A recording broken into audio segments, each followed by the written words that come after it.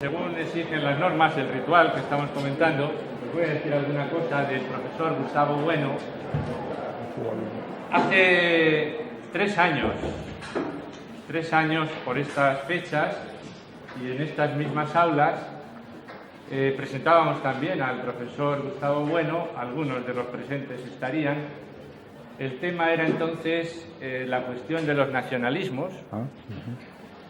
Y encima de la mesa teníamos su último libro, que tenía el mismo título que la ponencia que le habíamos asignado, era España frente a Europa. Pues bien, hoy 3 años después tenemos su nuevo último libro, que ya todos conocemos, El mito de la izquierda, las izquierdas y la izquierda. En esta ocasión no coincide exactamente con el tema de la ponencia, aunque sí de una forma oblicua, como dice él, ¿no? Y que intersectan ampliamente también con él. Entre ambos, en este espacio de 3 años, han aparecido, recuerdo, Televisión, Apariencia y Verdad, Telebasura y Democracia, y ¿qué es la bioética? Y esperamos que este último libro pues pierda también muy pronto esa condición de último, ¿verdad? Claro, me estoy refiriendo a los 3 últimos años, no voy a hablar de las obras del profesor Bueno porque entonces no empezaría nunca. Yo creo que el libro que tiene más que ver con el tema que hoy le hemos asignado y que es lo suficientemente amplio como para que él lo enfoque como crea más oportuno, es ese libro que es Filosofía, que publicó en 1995 con motivo de aquel Congreso de Granada, ¿Para qué filosofía?, al que fue invitado. Y en ese libro, que él llama Opúsculo, a todas luces minusvalorando el libro, se encuentran sin duda de una forma representada los rasgos, las líneas maestras que él considera las cualidades que debe reunir una verdadera filosofía. Ahí traza de una forma representada todo lo que se encuentra ejercitado en sus obras mayores, pues El animal divino, los 5 tomos de la teoría del cierre categorial, por no remontarnos más lejos hasta los ensayos. Bien, estas líneas maestras, inspiradoras, se sitúan desde luego en las antípodas de los rasgos y las líneas que se seguían en que estaban oficialmente vigentes en la época a la que nos estamos refiriendo en el programa, ¿verdad? La filosofía en el exilio interior y exterior. Yo voy a señalar solamente algunos de estos rasgos, insistiendo en que todos chocan frontalmente contra lo que era la filosofía de aquella época. Bueno, como no voy a citar muchos, voy a fijarme en algunos que me resultan especialmente importantes. El primero es la afirmación que hace el profesor Bueno de que solo desde coordenadas explícitas se puede hablar con sentido. Y que quien pretende situarse al margen de todo supuesto con la pretensión de hacer afirmaciones absolutas, lo único que podrá decir, y esto va entre comillas, es que no puede decir nada. De ahí la necesidad de tomar partido. Hay que tomar partido para poder hablar, para poder decir algo con claridad. Claro, el problema está en que las posturas o los planteamientos que cabe adoptar son excluyentes, son incompatibles. Y por eso un planteamiento filosófico no puede desentenderse de lo que opinan los demás, porque solo puede mantenerse en diálogo, o si se quiere, en polémica con ellos. La confrontación en filosofía, según la concibe el profesor Bueno, no es una cuestión psicológica, no es una cuestión de temperamento. La formulación del materialismo nosiológico no es que quede incompleta si no se refiere a teorías alternativas, por ejemplo, al descripcionismo, al adecuacionismo, al teoreticismo. No es que quede incompleta, no es que quede manca, es que no se puede formular. Es decir, que no pueden hacer esta idea que es frontalmente opuesta a lo que sucede muchas veces en las facultades universitarias, donde hay una ignorancia y un desentendimiento de lo que hacen los de al lado. Le recuerdo una frase que es significativa. Si no fuera por Crisipo, yo no sería Carneades, ¿verdad? Bien, algún otro rasgo. Si se quisiera asignar algún objeto a la filosofía, habría que señalar las ideas, ¿no? Las ideas. Pero claro, las ideas son una realidad histórica. Las ideas no son algo intemporal, no son algo inmutable, son realidades que nacen en un momento dado, se desarrollan, evolucionan, incluso pueden llegar a desaparecer.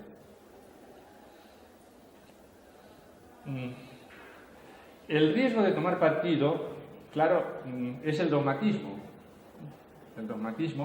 pero queda, creo yo, neutralizado desde el momento en que el profesor Bueno señala que la verdadera filosofía, y también está entre comillas, debe estar dispuesta a ceder posiciones ante otras teorías con mayor poder reductor.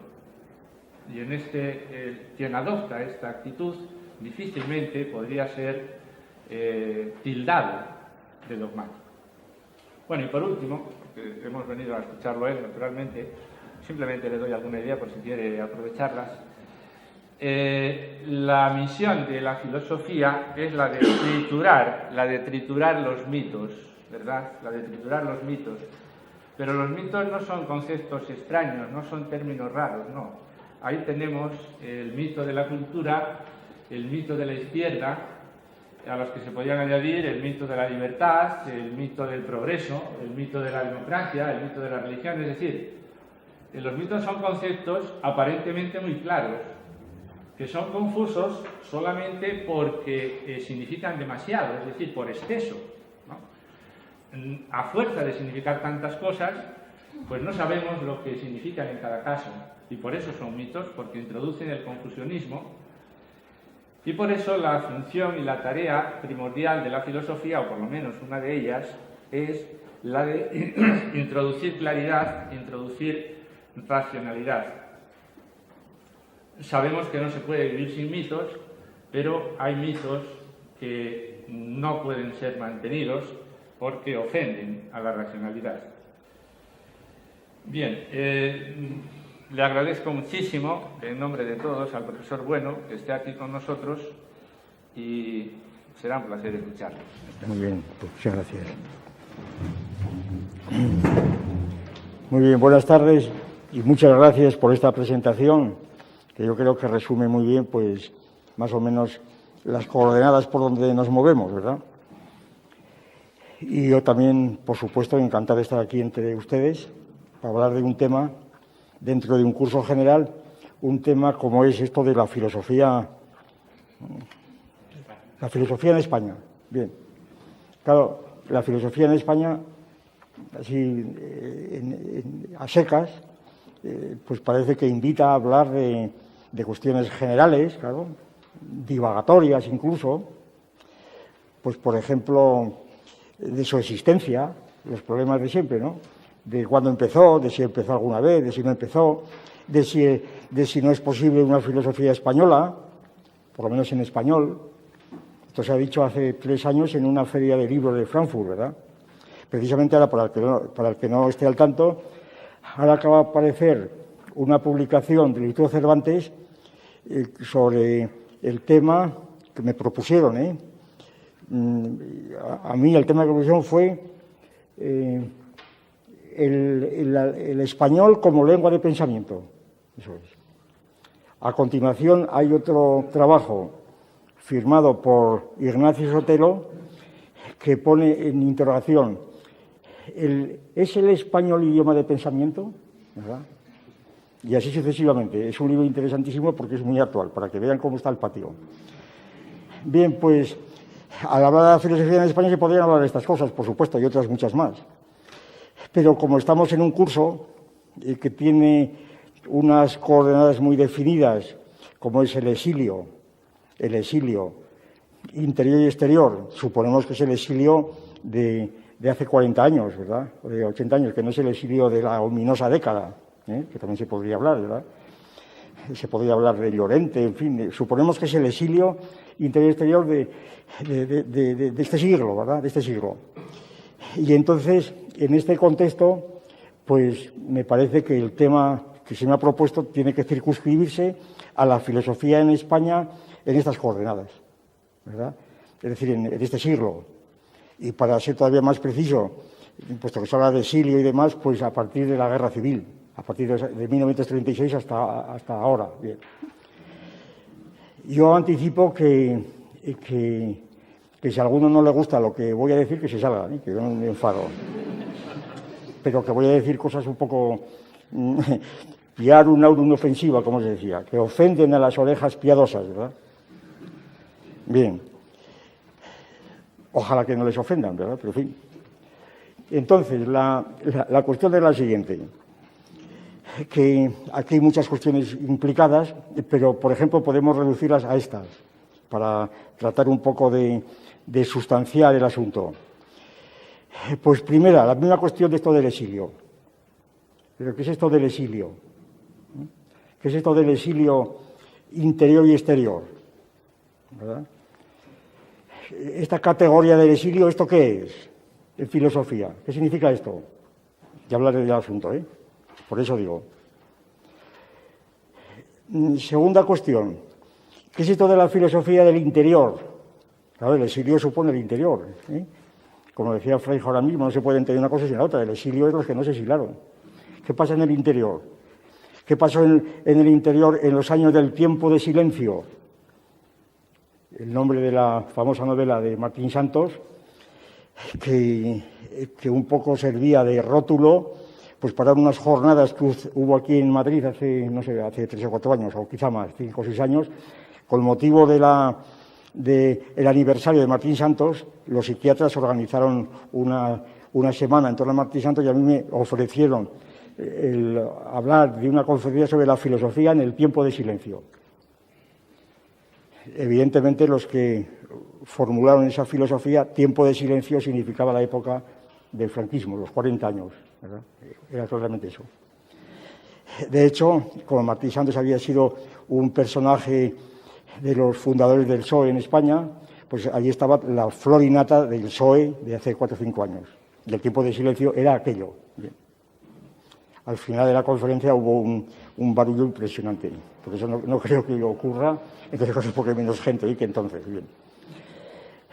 Y entonces, ¿qué es esto del interior y el tiempo de silencio? ¿Qué es esto del tiempo de silencio? ¿Verdad? O sea, que tenemos 2 puntos. ¿Qué es esto del exilio interior y exterior? Segundo, ¿qué es el tiempo de silencio?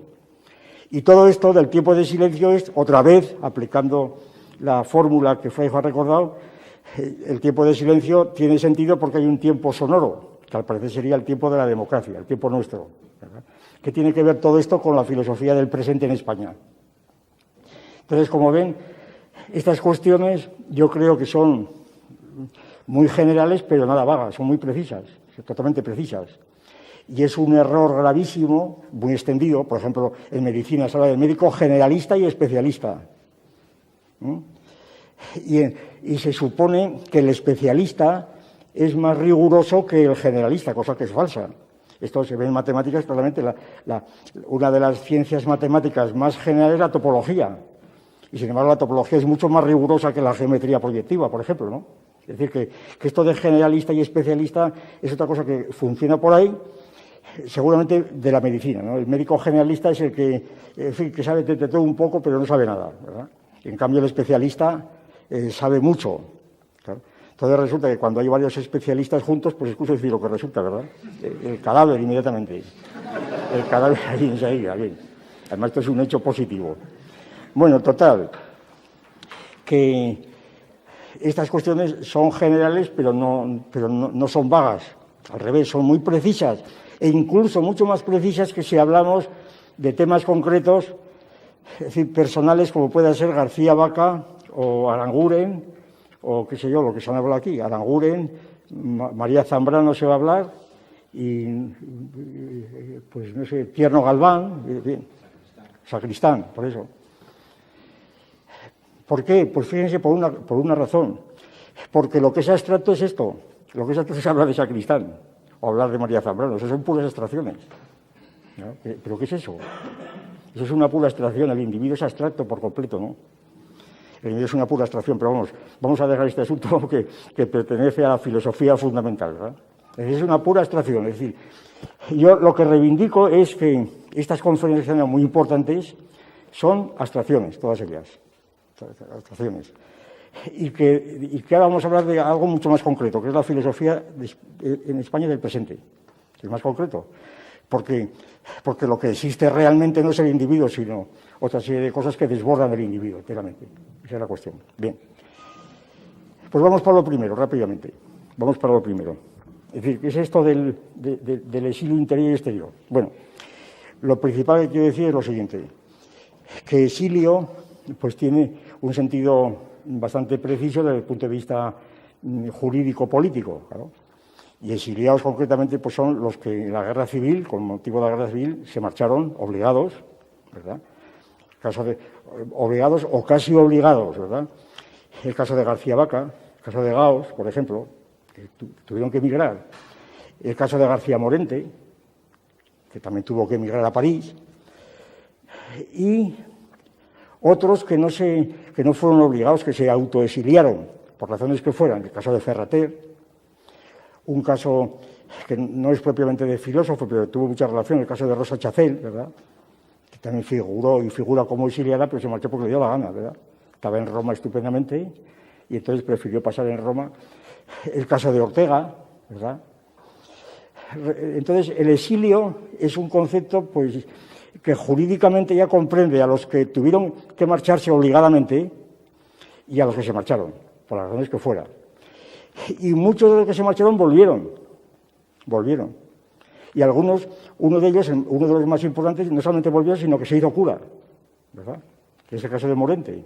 Se hizo cura y además en las condiciones que todo el mundo recordará cuando estaba en París, pues después de haber traducido a Kant y discípulo de Ortega y demás, en París no tenía un franco, ahí escuchó la infancia de Cristo de Berlioz, le recordó su infancia, cayó de rodillas, tuvo la sensación de presencia de Cristo, no se acordaba del Padre Nuestro, lo recitó como pudo y fue tan intensa la presencia que volvió a Madrid y se hizo cura. Y entonces, y todavía más, no solamente se convirtió al catolicismo, se convirtió al Grec. No sé si ustedes recuerdan el Grec. El Grec era un manual de filosofía escolástico-tomística en latín, ¿verdad?, que se estudiaba entonces en los seminarios. Entonces dijo que el Grec era la filosofía de la sabiduría. Y ya era demasiada puntería del Espíritu Santo, ¿verdad? No solamente le convierte al cristianismo, sino al Grec. Bueno, pero este fue exilado, hombre, exilió, pero volvió, claro. ¿Y Ortega qué pasa? Lo curioso es que los que volvieron, muchos de los que volvieron, en lugar de establecer puentes con los que se quedaron, establecieron rupturas con los que estuvieron fuera. No sé si me explico bien. Bueno, cuando Ortega vuelve a España y dice que se avecina una guerra mundial y que él quiere volver a España, que quiere volver a Europa, que vuelve, provoca una reacción tremenda de los que se quedaban, de los que estaban allí, la famosa carta de Guillermo de la Torre, donde le acusa de traidor, de desertor, ¿verdad?, porque deja allí fuera a los republicanos y se vuelve a España. Claro, el asunto de Ortega es dificilísimo de analizar, pero Ortega es un exilado. Hombre, yo no creo que se puede considerar a Ortega como un caso de exilio. Ortega volvió a España, a Estoril, etcétera. Ortega estuvo mimado aquí el año 46, abrió el Instituto de Humanidades, ahí hizo lo que le dio la gana, en principio, entre otras cosas algún guiño que otro a Franco, ¿verdad? Y luego, pues, Ortega, esto lo explica muy bien Gregorio Morán, en El maestro en el Erial. Ortega seguía cobrando del ministerio, él estaba exiliado, pero seguía cobrando, ¿verdad?, los sueldos mensuales. Y entonces, entre otras cosas además, pues no solamente seguía cobrando los sueldos mensuales, que ya es bastante, ¿verdad?, sino que también, pues, un poco intentó justificar. Bueno, hay una carta de Ortega, no tengo tiempo de tratar estas cuestiones porque estoy puramente en plan ahora a la contra, ¿verdad? En una carta famosa publicada a Marañón, cuando termina la guerra civil, le dice, por fin ha ganado Franco, ¿verdad? Enhorabuena. Enhorabuena. Es decir, Ortega, su actitud es muy ambigua, no llegó a la cátedra. Bueno, y otro de los que estaban aquí presentes, otra de las grandes figuras, era Zubiri. Claro, Zubiri aquí vivió tranquilamente y daba sus cursos. Y si no estuvo en la cátedra de Madrid, no es por razones políticas, sino exclusivamente porque había contraído relaciones amorosas con una señorita muy distinguida, la hija de Américo Castro, ¿verdad?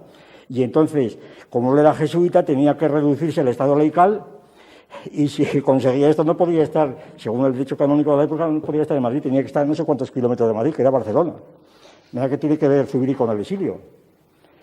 Y además, Ortega, en el Instituto de Humanidades, si aquello desfalleció poco a poco, dice Morán, no fue porque se opusiera a nadie. La prueba es que la crema de la intelectualidad, como se decía entonces de Madrid, es decir, la flor y nata de la intelectualidad, pues consiguió Tobar, Laín Entralgo, Javier Conde, etcétera, las grandes figuras filosóficas de entonces y políticas, estaban allí en primera fila en sus lecciones.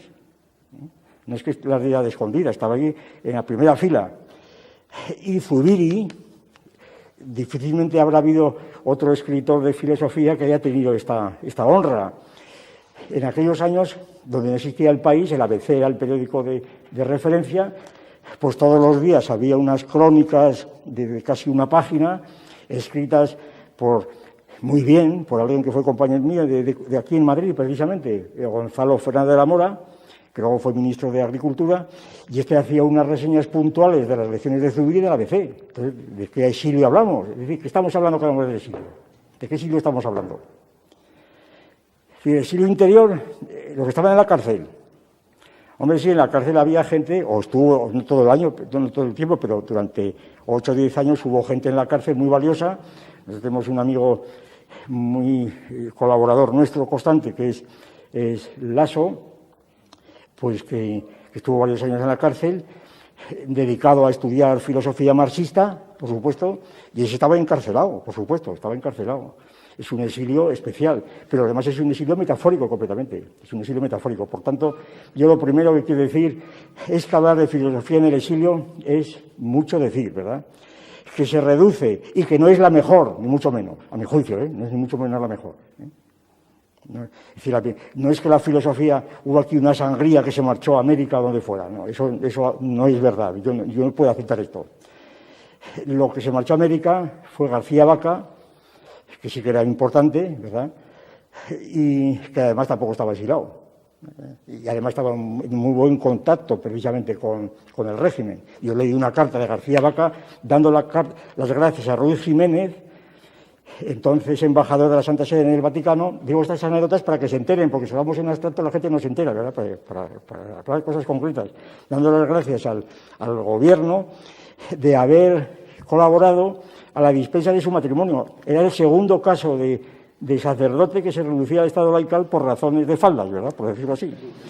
El primero era Zubiri y el segundo era él. Y entonces, claro, estaba exilado, bueno, bien. Su mujer además era la presidenta de Acción Católica de México, lo cual tenía unos problemas tremendos. En la carta decía García Vaca que a él no le importaba para nada la gestión ante el Papa, que era Pío XII entonces, de Ruiz Jiménez, pero que a su mujer le tranquilizaba porque su situación era irregular, que a él le daba lo mismo, que había colgado los hábitos y la fe y tal. Bien. Bueno, total, que de exilio nada, que filosofía del exilio muy poco, o por lo menos parte, si no nada, parte, vamos a decirlo así, parte, ¿verdad? Pero nada más. Y en cuanto a la filosofía del interior, ¿eso qué es? La filosofía que hubo en el interior durante los 40 años, ¿eso qué pasa? ¿Qué hubo allí? ¿El tiempo de silencio? Pues voy a decir 2 palabras sobre el particular. La filosofía del interior son 40 años, claro. 40 años es mucho, muchos años. Y entonces poner un bloque general de esos 40 años es demasiado. El año pasado yo tuve que dar una conferencia con una temática parecida a esta y utilicé un símil que, repito ahora, si alguno me lo ha oído, que me perdone.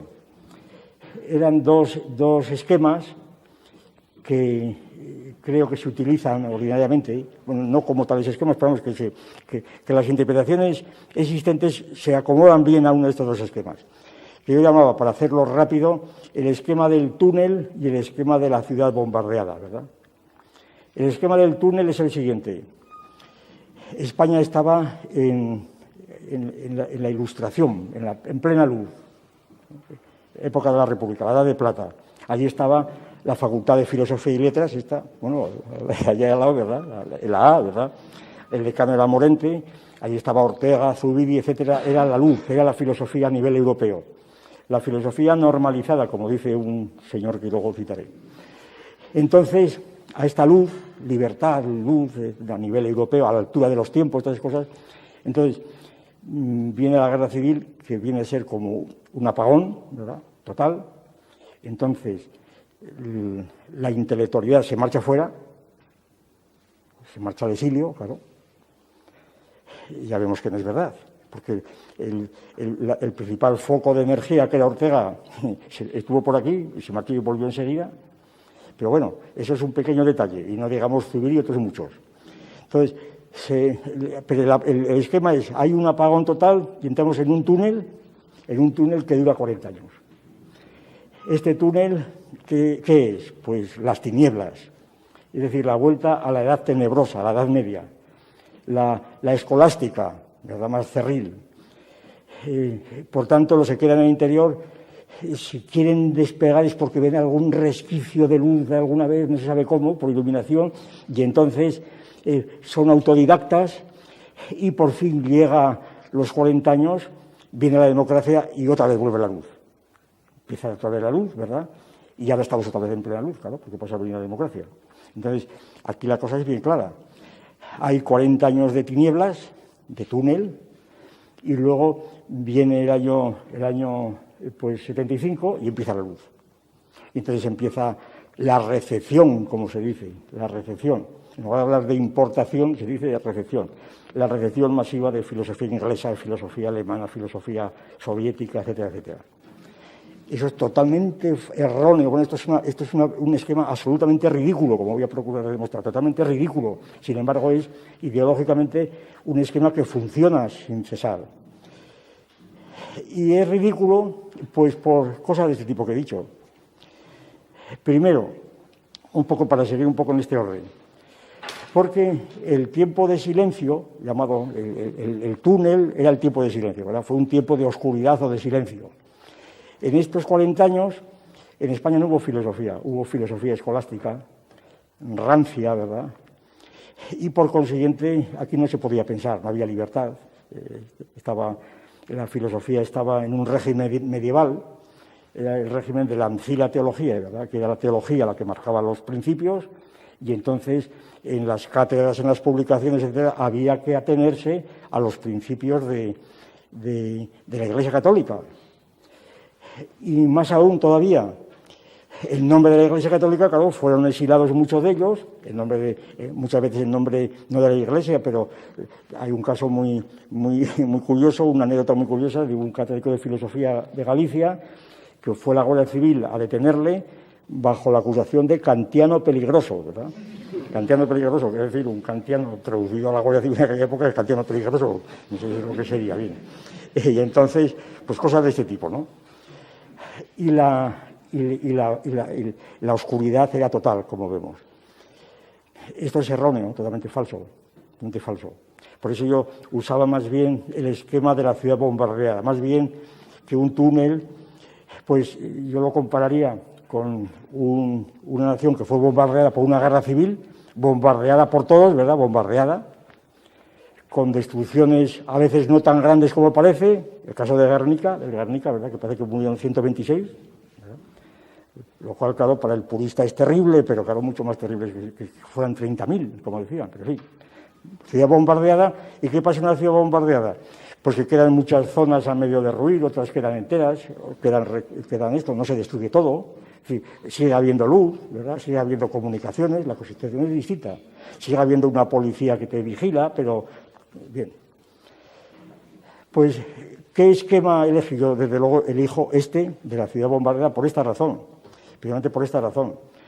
Pues porque en España, primero, porque hay que tener muy en cuenta esta idea, esta contraposición entre filosofía escolástica, en el sentido tradicional, ancila teología, donde estaban redactados los programas de los institutos, de las universidades, por supuesto, de los libros de texto, esta definición del régimen de la filosofía en aquellos 40 años, y la otra filosofía, la filosofía que vamos a llamarla, pues, no oficial, la filosofía no oficial. En esta filosofía no oficial que había en España, dicho, estaba Zubiri. El año 44, la Editora Nacional publicó Naturaleza y Historia de Zubiri, el año 44, de Zubiri, vendiéndose por la Editora Nacional. Julián Marías había publicado su Historia de la Filosofía el año 42. La Historia de la Filosofía de Marías se estudiaba en todas las universidades. Yo entonces estudiaba en la facultad, pues no sé, estudiaba segundo, tercero. La Historia de la Filosofía de Marías se vendía mucho más que cualquier texto de Santo Tomás. Es decir, no se puede decir que la historia de la filosofía de Marías y la escuela de Ortega y el propio Zubiri fuera aislado. Era pues, instrumento cotidiano, totalmente cotidiano. Entonces es completamente una mentira, completamente da una visión falsa a los jóvenes y a los que vienen nuevos que era entonces. Además, al margen de esto, se dirá, bueno, pero es que Julián Marías no era catedrático. Es otra cuestión que no quiero entrar ahora, no quiero entrar. Dentro de unos años a lo mejor cuento la historia. ¿Por qué Julián Marías no fue catedrático? Pero no quiero contarlo. Pero no fue por razones políticas. Pero no quiero decir más. Entonces, la situación es como lo de Zubiri, ¿verdad? Vamos a pasar al asunto porque son asuntos ya personales que es mejor dejarlos para otra ocasión.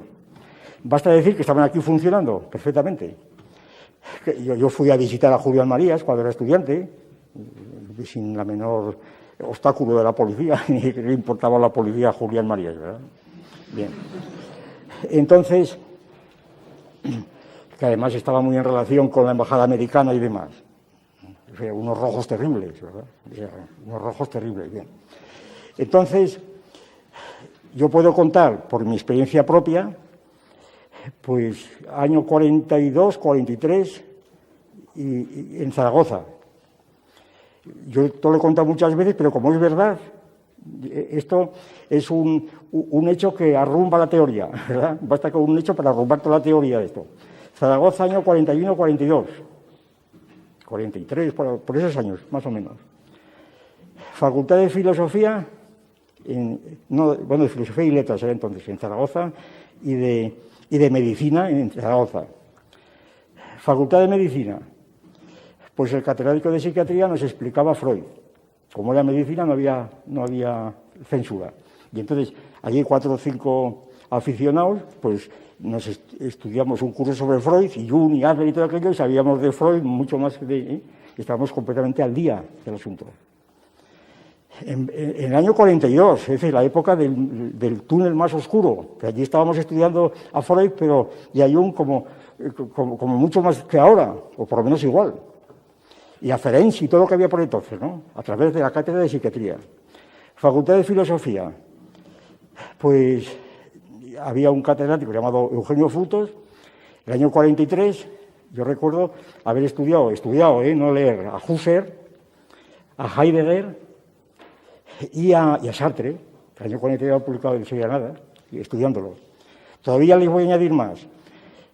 Facultad de Derecho a las órdenes de un señor llamado un SS, profesor de alemán. Entonces no sabíamos que era SS, ¿verdad? Todas las semanas, unos cuantos, íbamos a su clase con el alemán, y al mismo tiempo con Nietzsche, ¿verdad?, en alemán, y con Wagner y Beethoven, ¿verdad? Y Nietzsche y Hegel, ¿verdad? Claro, como un alemán no había censura. ¿Se da cuenta? No había censura. Y además resulta que era pagano, que era el mejor modo para despegarse de esto. Entonces, ¿qué pasa? ¿Qué ocurre? ¿Dónde está el túnel? Todavía más, para más dialéctica.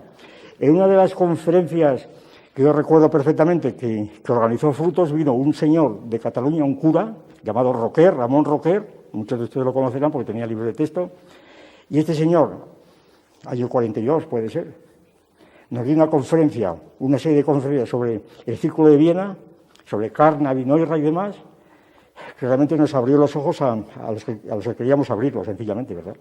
Y luego este señor mismo, yo fui a preguntarle, y él mismo me mandó algunos folletos de Carnap y demás, que todavía los tengo, a través de un cura, porque había estado en el Círculo de Viena. Entonces, quienes hablan del túnel, ¿a qué se refieren? Estarían ellos en el túnel, pero no todos. Todavía más. La democracia se abre fuera y viene la recepción del exterior. Viene Wittgenstein. ¿Verdad? Wittgenstein. Muy bien. ¿Quién tradujo a Wittgenstein? Tierno Galván. ¿Quién le dio a Tierno Galván el libro de Wittgenstein, el Tractatus? Pues el que les habla, ¿verdad? Año 52. Un anónimo catedrático de un instituto de Salamanca, yo tenía el libro de Wittgenstein porque lo había comprado, sencillamente. Y entonces, pues, cuando me dijo Tierno, oye, aquí hace falta, en España hay mucha clerigalla y hace falta un poco positivismo. Y hay por ahí un alemán que está en Inglaterra, un inglés que está en Inglaterra, que dice que todos los problemas filosóficos han sido problemas y que son problemas de lenguaje. ¿Quién es? No se acuerda, digo, ¿será Wittgenstein? Ese. Pues ahora mismo te bajo el libro, le bajé el libro, ahí lo tienes. Entonces, claro, que te venga un individuo de esto de la democracia, decir que han descubierto a Wittgenstein el año 75, cuando el 52 ya lo estabas leyendo, ¿se dan cuenta? Entonces, ¿a quién les van a engañar? Con el exilio. Y segunda y última parte, que resulta que si empezamos a comparar la filosofía escolástica y la no escolástica, les habla, todos me conocerán más o menos de mis creencias. Yo soy ateo desde mi más tierna infancia. Quiero decir que ni he sido cura ni nada de esto. Quiero decir que por ahí nada, Precisamente por eso puedo juzgar sobre el asunto. Pero yo les puedo asegurar que aquella filosofía escolástica de aquellos años era mucho más interesante que la otra filosofía, que no era nada. No sé si me explico. Yo he escuchado las oposiciones del profesor Aranguren de ética aquí en Madrid y del padre Todolí, que competían la escolástica más cerril, Dominico, el padre Todolí, y Aranguren, que era diríamos la posmodernidad, entonces era la modernidad, ¿verdad? Aranguren era la última palabra, porque era protestante en el fondo, por lo menos había coqueteado con el protestantismo. Aquellas oposiciones eran a ética. Yo estuve a todos los ejercicios. Aranguren era un perseguido. En el tribunal estaba pues Ruiz Jiménez, estaba Laín Entralgo, el rector de Madrid, estaba la crema otra vez de la intelectualidad. Entonces, ¿de qué exilio? Si era el gobierno quien había organizado el tribunal Aranguren, ¿verdad? Pero ¿de dónde está el exilio de Aranguren? Estaba completamente organizado precisamente por el ayornamiento. Y entonces, en aquellas oposiciones, la impresión que yo saqué, pues es que Aranguren no sabía nada, pero ni jota, y que el padre Todolí sabía mucho. Esa es la impresión que yo saqué. Claro, la diferencia es que el padre Todolí le llamábamos el Tarzán de la teología, porque era un dogmático, y el otro Aranguren pues andaba ahí con estas cosas del protestantismo, y vamos, aquello, y que tan ideólogo era uno como el otro. Es decir, que el padre Todolí estaba sometido a los principios de la fe. Pues anda que Aranguren, ¿verdad? Yo no veía diferencia. Esto quizá, en aquella época donde yo era, pues vamos a decirlo, más parecido volteriano, a mí me daba igual uno que otro, yo prefería uno que otro, ¿verdad? Prefería, dentro de mi perspectiva, que no era ni uno ni otro, yo prefería al padre Todolí, que por lo menos tenía un sistema claro y concreto, que al otro que andaba por ahí divagando y diciendo cosas ininteligibles para mí y después. Entonces, con esto ya ven ustedes que yo no puedo aceptar de ninguna manera esto de la filosofía del exilio, porque incluso intrínsecamente la filosofía escolástica pues era mucho más interesante que... Otro ejemplo concreto. Había un manual entonces del padre Llovera, jesuita, titulado Sociología Cristiana, que se llevaba de texto en muchas universidades. Ahí venía una exposición del marxismo, estoy hablando de los años 40 o por ahí, ¿no? Pues qué sé yo, 10 o 12 páginas de marxismo, que era la plusvalía y tal. Si ustedes cogen este libro, ahí te enterabas de lo que era el marxismo mucho mejor que leyendo lo de Marta Harnecke, por ejemplo. Era una especie de catecismo, luego lo refutaba, pero bueno, la refutación, pues tú también podías ver. Lo importante era la exposición doctrinal, que era lo propio de la filosofía escolástica, que es el propio de la filosofía de siempre, desde Platón, ¿verdad? Lo que ha dicho Fraijo antes. Una tesis tiene siempre que estar dicha contra alguien y tienes que enterarte bien de lo que dice el otro, porque si no, no puedes entender lo que dices. Entonces, en algunos casos esto se llevaba al pie de la letra y el padre Llovera tenía que enterarse muy bien de la doctrina de la plusvalía para poder refutarla, de su modo. Y entonces te enterabas muy bien de lo que era aquello. Pero esto con muchas más cosas, ¿eh? Entonces, lo del túnel en filosofía no era aplicable en absoluto, no es aplicable. Porque el que tuviera, pues, por razones que fuera, dedo del frente, tenía razones suficientes porque no había túnel. En el Instituto de Salamanca y en la Universidad de Salamanca, a partir de los años 49, con lo que estudié yo, allí había, no las leían, pero allí estaban las obras de Russell enteras, los principios de matemática. Allí estaban todas las obras del Círculo de Viena. Allí estaba todo. ¿Por qué? Pues las habían comprado en aquellos años. Muchas veces la bibliotecaria simplemente pues porque las veía en catálogos de libros, las compraba, luego no las leía, pero allí estaban para que las leyera, que allí estaban. Entonces, el que estaba en el túnel es porque quería, sencillamente, o porque era bobo, sencillamente, porque era bobo. Segunda parte, ya de profesor. En la universidad de los años 60 se podría explicar en la cátedra lo que querías, ¿eh? Atención, lo que querías. Yo soy testimonio. Y que venga a mí cualquiera a decirme lo contrario, ¿verdad? Que venga aquí a decirme lo contrario, ¿verdad? Yo expliqué, como era obligado, porque te lo pedían los alumnos y porque era obligado, yo explicaba marxismo-leninismo, no en plan de meeting, sino explicaba marxismo-leninismo, pero en serio, ¿eh?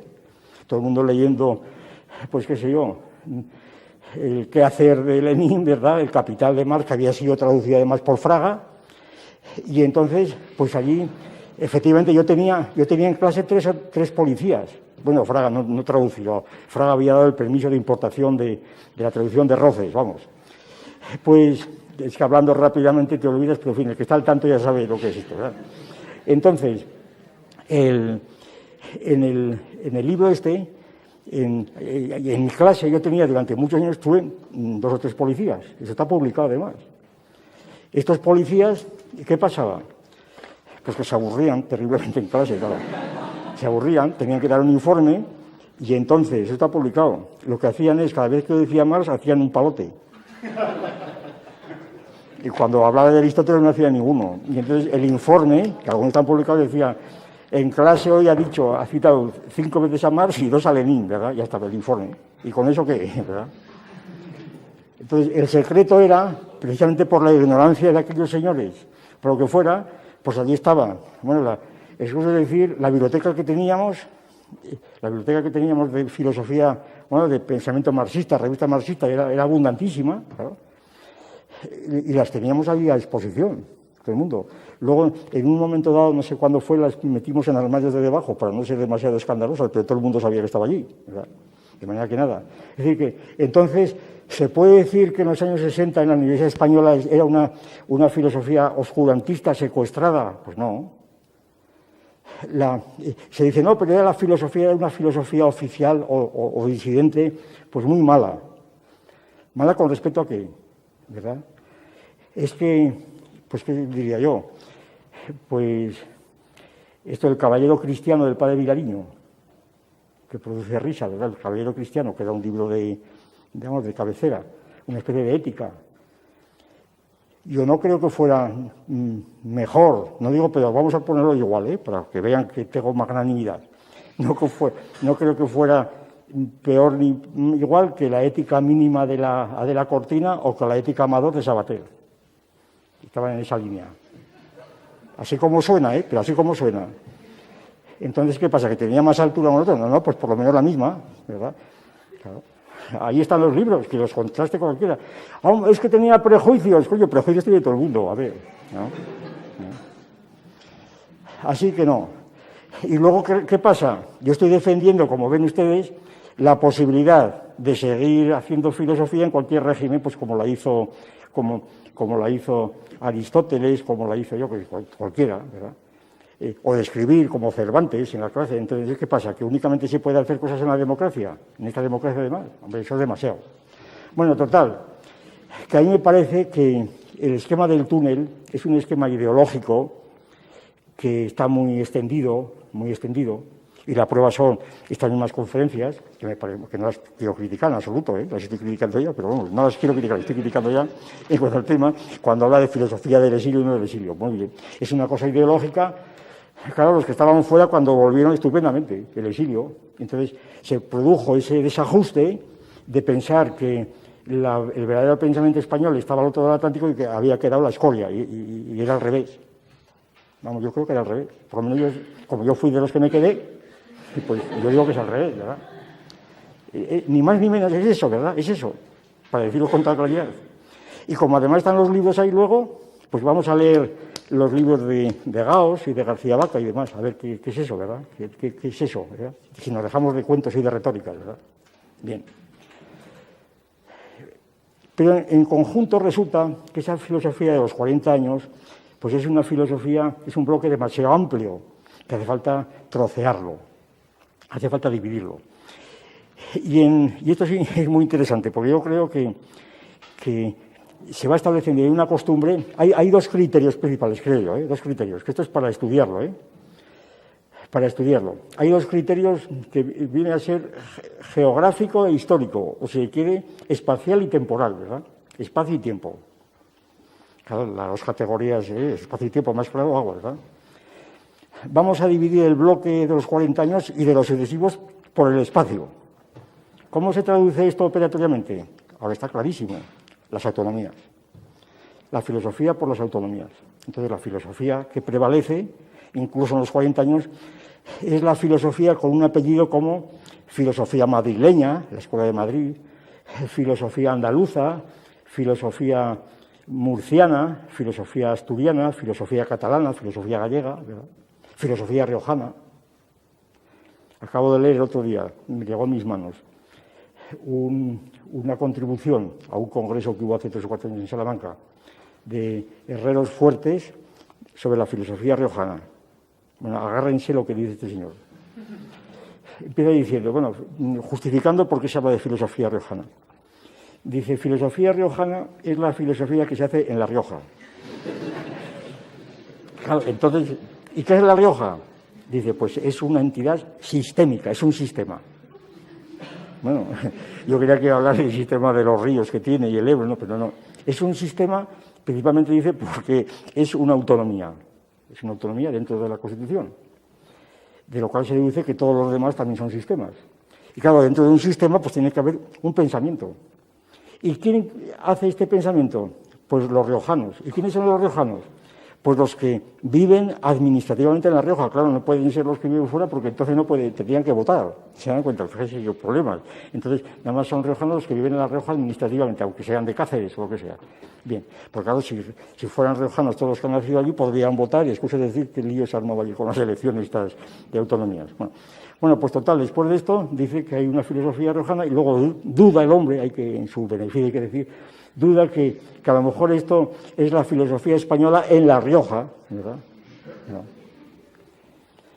Pero resulta que se han escrito libros, están escribiendo libros todas las autonomías, así como reclaman aeropuerto y universidad, porque si no, no son presentables, ¿verdad? Reclaman una filosofía. Y claro, la filosofía catalana, pues ahora nuestro idioma, olvidando que la filosofía catalana se ha escrito en latín o en español. Por lo menos los nombres que conocemos son en latín y en español, como la gallega y lo demás. Pero bueno, los problemas llegan cuando se hace la filosofía de Castilla-La Mancha, que ya es una unidad mucho más vaga, Ahí sí que hay que sacar agua de las piedras, ¿no? Para dar esa unidad. Es como decir la filosofía gallega y la filosofía asturiana, que también hay un libro. Bueno, es algo ridículo, realmente ridículo. Entonces, es lo que ocurre con la historia. La historia, incluso en los concejos más mínimos, se hace la historia del concejo. Yo tengo ya lo menos 10 o 12 libros, cada conferencia que hay en un concejo me dan un libro de la historia del concejo. Y entonces resulta, la historia del concejo empieza por el paleolítico, por el Big Bang. Es el Big Bang, ¿verdad?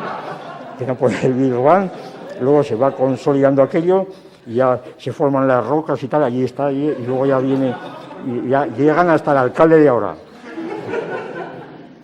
Claro, cuando comparas dos concejos contiguos, pues todo es común hasta hace 50 años. Bueno, pues esto mismo que pasa en la filosofía. Total, que esta división por el espacio no funciona, me parece a mí, ¿no? Aunque tiene mucho rendimiento porque la financian las autonomías, claro. Si tú vas a una autonomía y dices, vamos a hacer aquí una historia de la filosofía de Madrid, de la autonomía de Madrid, estas elecciones que van a hacer ahora, seguramente el que saca las elecciones le da dinero al colegio para hacer una historia de esta, seguro, claro. Y aquí, ¿qué más da que aquí haya habido pues gente de Valencia, de Cáceres, lo que sea? Aquí ese es el sistema, ¿verdad? Hay un sistema, ya está, ¿verdad? Un sistema de elecciones, de dinero, de financiación, ya está. Pues con estas ideologías funcionamos, pero se funciona a toda máquina, ¿eh? Ahora, el otro criterio todavía es peor, ¿eh? Aunque parece más... Es el criterio histórico, temporal. Y aquí lo que prevalece no son las autonomías, sino las generaciones de Ortega, adaptadas de algún modo. Las generaciones se interpretan así. Me remito a un libro también muy reciente, de señor Volado, y otro libro que acabo de ver, lo he leído en el coche ahora, escrito por José Luis Cabria y Juana Sánchez Hey, que es sobre Dios en el pensamiento hispano del siglo XX. Y me ha sorprendido, bueno, me llama la curiosidad, que la estructuración del libro, que también es por generaciones, es la misma que el otro. Se ve que ya ha hecho cuerpo de doctrina, ¿verdad? Aquí las generaciones son lo siguiente. Aquí empieza con la generación de la Edad de la Plata. La Edad de la Plata. La Edad de la Plata viene a ser la del 27, ¿no? La Edad de la Plata es Ortega y Zubiri. Están allí en el limbo de la Plata, ¿verdad? Pero luego viene otra generación, que es la generación del 36. Luego viene otra generación que Volado dice que no es generación, es la que pertenezco yo, que es la generación silenciosa que llaman algunos, que es la generación de la posguerra, pero que al parecer no seríamos generación propiamente dicha. ¿Por qué? En esta generación estaría, pues, qué sé yo, estaría Sacristán, estaría Montero, estaría Fernando Montero, no Montero Díaz, estaría, pues qué sé yo, Garrido, que fue catedrático de lógica aquí en Madrid, en fin, esta no sería generación, ¿por qué? Otra vez al túnel, porque fuimos autodidactas y no tuvimos maestros, y además porque somos muy individualistas y estamos siempre encerrados en nuestra concha, y nada más nos leemos nuestros propios libros. O sea, eso es mentira, pero así sí funciona, ¿eh? Así sí funciona. Y entonces, luego vendría una generación, voy a leerlo por aquí porque es más fácil. Dice, primera generación, la generación de los maestros, que son, pues ya digo, Unamuno, Amor Ruibal, Ortega y Gasset y Zubiri. Se refiere al problema de Dios, pero vamos, se puede generalizar. Los discípulos que serán maestros, también el rigor es increíble, ¿eh? Los discípulos que serán maestros, que a veces se puede aplicar a todos, claro. Los discípulos que serán maestros. Aquí están María Zambrano, está Laín Entralgo, Aranguren y Julián Marías. Luego viene la generación de la posguerra, que es la maldita, ¿verdad? Aquí me ponen a mí junto con José Manzano. ¿No saben quién es? Yo se lo diré bien, ya se lo diré en su momento. Pero fíjense, no saben quién es, qué vergüenza. Bueno, y después están los filósofos jóvenes, la otra generación, los jóvenes. El que los compara, Volado los compara con el 68 francés. Son los del 68, que es la última generación ya, ¿no? Y ya la vanguardia, que ya ha descubierto ya, no ya la luz, ya el fuego, la fogata, ¿verdad? Que son Robert de Ventós, de la mirada a distancia, ¿verdad? Que son el problema teológico del tiempo sin Dios, al Dios sin tiempo. A mí me hace mucha gracia que este uso de los quesmos es propio del que no sabe lo que es un quesmo, del que no se ha estudiado una retórica clásica y no sabe lo que es un quesmo. Entonces, al formular un quiasmo cree que dice algo y no dice más que la pura retórica del quiasmo, ¿verdad? Pero esto está sin cesar, es decir, que tiene tan poca autocrítica que no ha llegado a este nivel. Es decir, bueno, si se me ha ocurrido un quiasmo, vamos a detenerlo un poquitín a ver lo que hay dentro de él, ¿verdad? Más que allí de la pura estructura gramatical. Bueno, pues está el tiempo sin Dios y el Dios sin tiempo, de Trías. El discurso religioso de un ateo practicante, de Sabater. Y ya está. Y luego viene el pensamiento americano y se acabó. ¿Qué pasa con este tipo de presentación de la historia? Pues lo siguiente, que la historia de la filosofía en España es una historia de generaciones, claro, cada 15 años más o menos, pero entendiendo las generaciones de la siguiente manera. Las generaciones aparecen como movimientos más o menos concatenados y concertados, determinados por el tiempo, por la circunstancia, por lo que fuera, con una ideología característica que tienen su rendimiento, todos conocen la teoría de Ortega, ¿no? Tienen su época de gestión, su época de dominio, su época de senectud, etcétera, y luego cambian, mueren, claro, y luego pues viene otra generación y sigue su curso, muere, eso es. Es decir, es una concepción pues más bien botánica, vegetal, de generación, o sea que no de encinas, sino más bien de árboles que duran 20 años, así, ¿verdad? De chopos, así, ¿verdad? Las generaciones que van cayendo y salen otros, y eso es. Hay algunas variedades. Claro, semejante esquema para explicar la historia, a mi juicio, es absurdo, totalmente absurdo, por la siguiente razón. Voy a decir una razón única. Decía Binet, ya saben, los jóvenes lo conocerán menos, pero todavía en mi tiempo Binet era la gran figura, como luego fue Piaget o algo así. El gran psicólogo francés del principio del siglo XX, decía Binet, comparando la psicología con la lógica. Y bueno, la diferencia entre la psicología y la lógica está, decía él, en que las dos estudian la mente o el cerebro, pero la lógica estudia la conducta de la mente recta y la psicología estudia la conducta de la mente patológica, los delirios, los errores, las ilusiones, ¿verdad? De manera que la lógica estudia la conducta de la mente en cuanto sigue las reglas de la lógica, y por tanto funciona bien, y la otra funciona la patología de la mente, más o menos. Pues a mí me parece que y por tanto la psicología, incluso en esta definición, tiene su contenido evidente. A mí me parece que la teoría de las generaciones, tal como se practica, pues podía un poco entenderse su juego en el sentido parecido al de Binet. A saber, las generaciones así entendidas sirven para explicar lo más efímero o contingente de las generaciones, pero no lo que queda de ellas. No sé si me explico.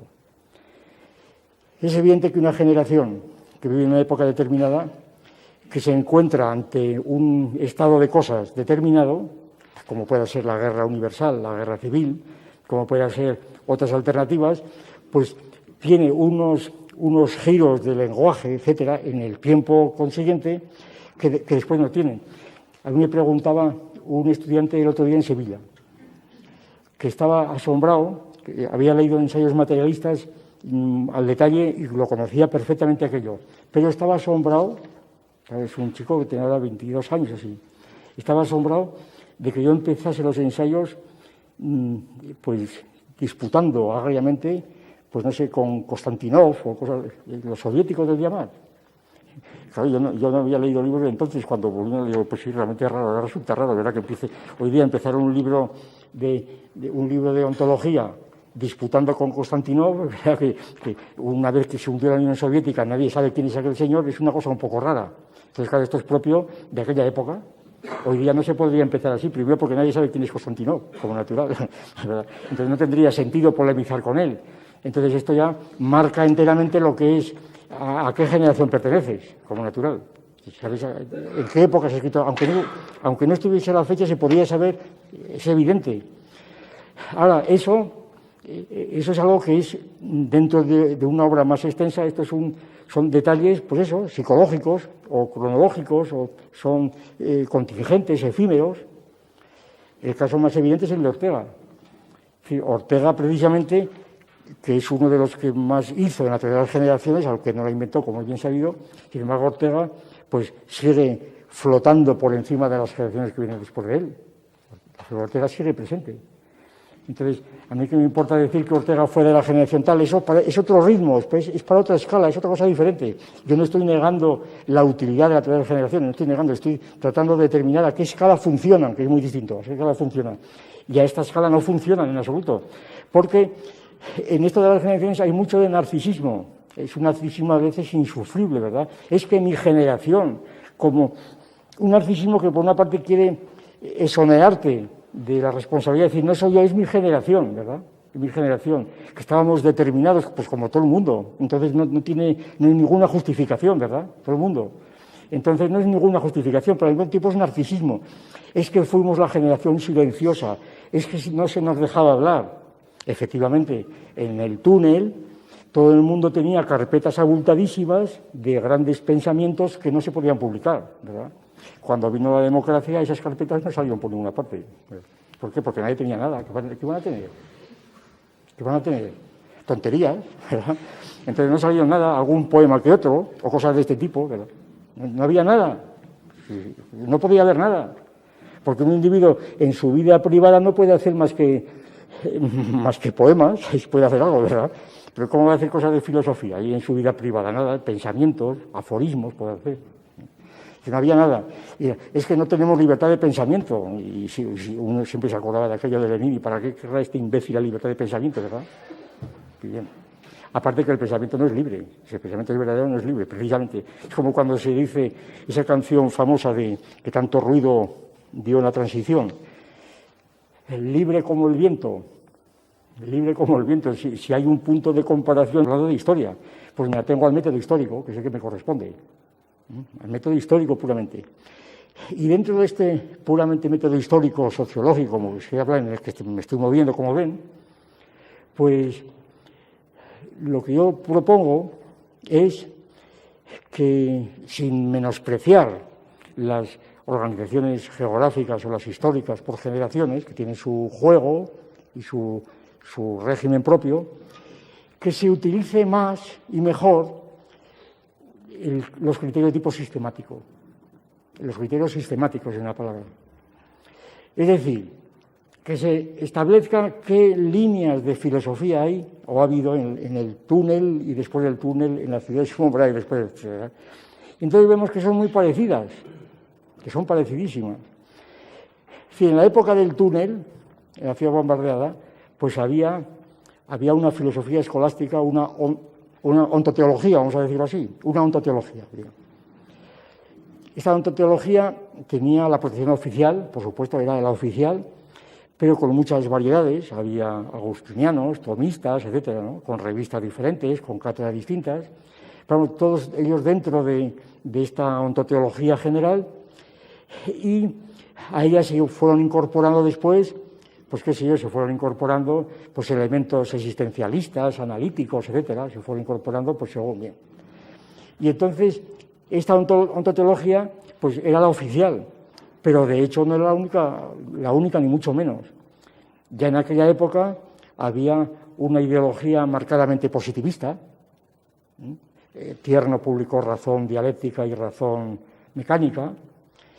Esta distinción que se suele hacer sistemática entre dialécticos y analíticos, que se utiliza muchísimo en la historia de la filosofía, es también muy engañosa, porque lo de analíticos y dialécticos, que fue una distinción para andar por casa que se utilizó muchísimo en libros de Elías Díaz, en libros de Avellán, constantemente analíticos y dialécticos, ¿verdad?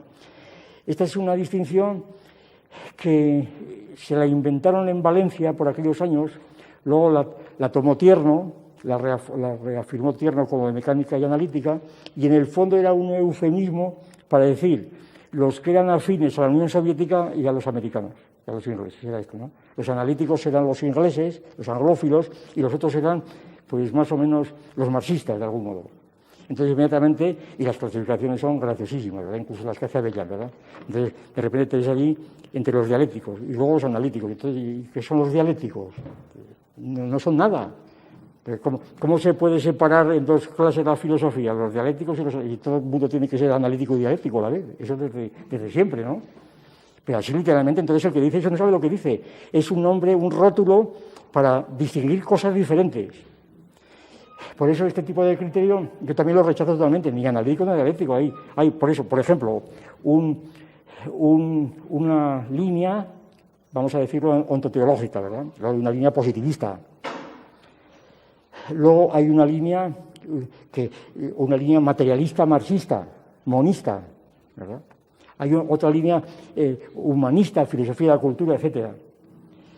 Fíjense, por ejemplo, para citar un caso objetivo de la polémica entre Sacristán, que mantuve yo en aquellos años 70, por ahí, que se ha interpretado de tantas maneras, pero que aquí se ve muy bien lo que quiere decir. Sacristán publica un librito sobre el lugar de la filosofía en el conjunto del saber. Y se dice, Sacristán ataca la filosofía académica y entonces sale bueno con un libro muy gordo y defiende la filosofía académica. Y entonces así aparece en muchos diccionarios de filosofía, el libro de texto. Entonces, yo defiendo la filosofía académica, yo soy un burócrata, ¿verdad? Vestido de toga y de esto, ¿verdad? Yo casi nunca me puse la toga, una vez que me la hicieron poner así a tradición, me puse la toga para un tribunal de oposiciones. Entonces, pero vamos, yo defiendo la filosofía académica. Y Sacristán arrumba la filosofía académica y dice que la filosofía hay que suprimirla porque no es sustantiva y adjetiva y no es sustantiva. ¿Qué había en el fondo de esta polémica? Eso está por decir todavía. Está dicho, pero como ha habido tantas interpretaciones, está por decir. Lo que había en el fondo de esa polémica no había ni analíticos ni dialécticos, ¿verdad? Ni analíticos ni dialécticos. Entonces, lo que había en esa polémica, para decirlo en dos palabras dentro de este contexto, yo creo que era lo siguiente. Primero, que Sacristán mantenía una idea de la filosofía como una simple excrescencia de las ciencias positivas. Por eso inventaba un instituto de filosofía superior, no una facultad, compuesto principalmente de científicos, de matemáticos, de ingenieros, lo que fuera, en donde allí filosofaban, pero simplemente para revertirlo a las ciencias, ¿verdad? Esa era la idea. ¿Por qué? Porque Sacristán partía de una ideología monista tipo Diamat, donde realmente todo está resuelto por las leyes generales del monismo, y entonces son las ciencias las únicas que nos pueden decir algo. La filosofía es un comentario de lo que dicen las ciencias, es una filosofía de la ciencia. ¿Y qué pasa con lo demás? Por lo demás está resuelto por el marxismo, por el Partido Comunista, sencillamente. El Partido Comunista ya nos dice lo que tenemos que hacer y lo que tenemos contra qué tenemos que ir. Entonces la moral, la ética, etcétera, están determinadas por el Partido Comunista, por la praxis. Esta es la ideología de Sacristán. Y entonces, ¿qué es lo que oponía a Sacristán? Pues ni académico, ni historia, ni mundano. Yo académico, confieso que tuve parte de culpa, Yo por académico entendía allí, y yo lo digo explícitamente, académico entendía la filosofía de Platón, la academia. Cosa más clara, la filosofía de Platón, la academia. Y la filosofía académica no tenía por qué estar en la universidad, era la filosofía burocrática. Yo siempre he dicho que la filosofía estaba más que la universidad, estaba en la enseñanza media, lo he dicho siempre, por razones obvias que muchas veces lo he explicado. Y entonces yo no defendía la filosofía académica de profesores, al revés. Precisamente si yo valoraba tanto la filosofía de la enseñanza media es porque el profesor de enseñanza media estaba en contacto con profesores de otras disciplinas, tenía que hablar con el profesor de química, de matemáticas o lo que fuera, cosa que no ocurría en la facultad, y porque tenía que tratar de problemas generales con alumnos y no de problemas ya especializados, concretamente, en donde la filosofía se convertía en doxografía o en filología, que es lo que ha pasado, ¿no? Esas eran las razones principales. Entonces, lo que yo defendía es, supuesto que no contaba con el monismo, por tanto, que las ciencias no nos explicaban la realidad y que una de las principales tareas de la filosofía era la crítica de las ciencias, precisamente. Toda la teoría del cierre categorial está dirigida precisamente a la crítica de las ciencias, para lo cual hay que tratar de ver cómo funcionan, pero luego cuáles son sus límites. Esto es lo que significa categorías. Y entonces, la interpretación de la teoría del cierre categorial como una doctrina que va precisamente como crítica de la ciencia, en contra del monismo, el monismo de la tradición del Diamat, etcétera, y que, por tanto, ningún partido, ni el Partido Comunista, ni el socialista, tiene posibilidad de explicarnos realmente pues, ni la historia ni nada, ¿verdad?, sino que son otros problemas mucho más complejos. De manera que la antítesis era total, radical, era muy difícil de hacerla valer. Bien, entonces, lo que yo propongo, ya voy terminando, porque ya va el tiempo corriendo, lo que yo propondría es, en la filosofía de la democracia,